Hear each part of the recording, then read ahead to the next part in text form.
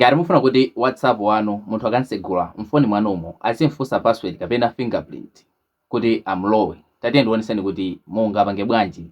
Ndiye chomwe timachita ndikusegula WhatsApp, ndikupita apa pali madoti atatu, settings, privacy, kena kuseselesa musi, ndikupita pa app lock, kenako ndikuchongera apa pakuti unlock with biometric, ndikuti chongerapo. Kenako apa umangopanga no confirm fingerprint yakoyo kandi face lock ndikuti somapanga chimozimozi.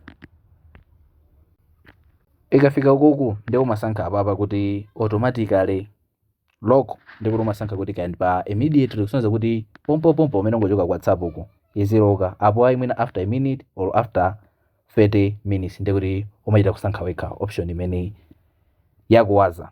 Basi kupanga kwake ndikumene koko.